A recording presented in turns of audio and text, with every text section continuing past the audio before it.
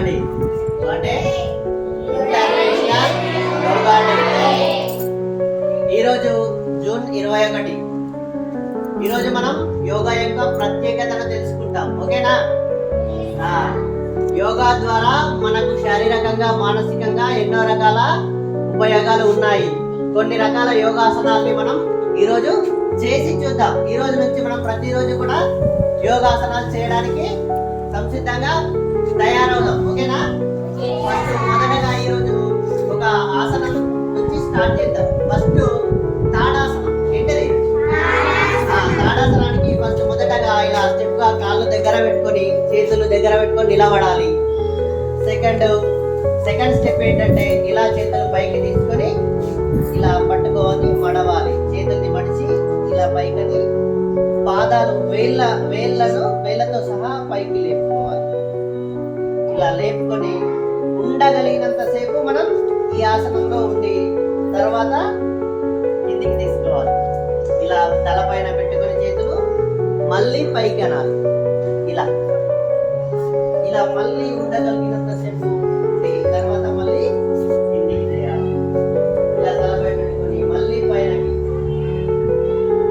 కిందికి తర్వాత ఇలా చేయాలి. ఇలా ప్రతిరోజు కనీసం ఒక 10 సార్లు చేస్తూ పోవాలి. ఓకేనా? ఇలానే మరికొన్ని ఆసనాలు. నెక్స్ట్ వృక్షాసనం గురించి తెలుసుకుందాం. వృక్షాసనం ఇలాగే స్ట్రేట్ గా నిలబడి ఒక కాలుని రెండవ కాలు యొక్క మోకాలి పై భాగంలో ఇలా పెట్టాలి. ఇలా పెట్టి చేతులు రెండింటిని సూర్య నమస్కారం లాగా మోడవాలి. ఇలా దండం పెట్టుకో. ఓకేనా? దీన్ని వృక్షాసనం అంటారు. ఏమంటారు? వృక్షాసనం. ఇది మన రెండవ ఆసనం. ఓకేనా?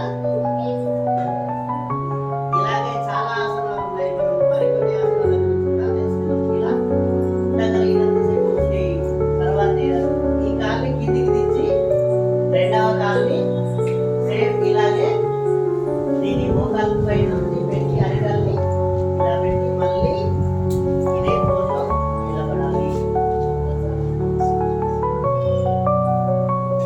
మళ్ళీ మనం ఇది ఇలాగే మనం ఉండగలిగినంత సేపు ఉండాలి. ప్రతిరోజు కూడా చేయాలి. తర్వాత అందరు కూర్చోండి.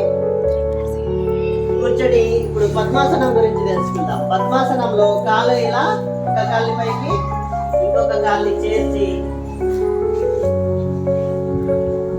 ఇలా చేతులు ఇలా చూడండి. రొటన వేలు చూపుడు వేలు రెండింటిని కలిపి ఇలా ఆసనం లాగా పెట్టాలి.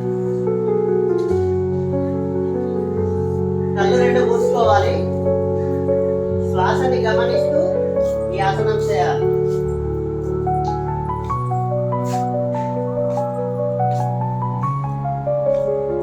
శ్వాసను గమనిస్తూ ఉండాలి. పదే లోపలికి శ్వాస నెమ్మదిగా తీసుకొని నెమ్మదిగా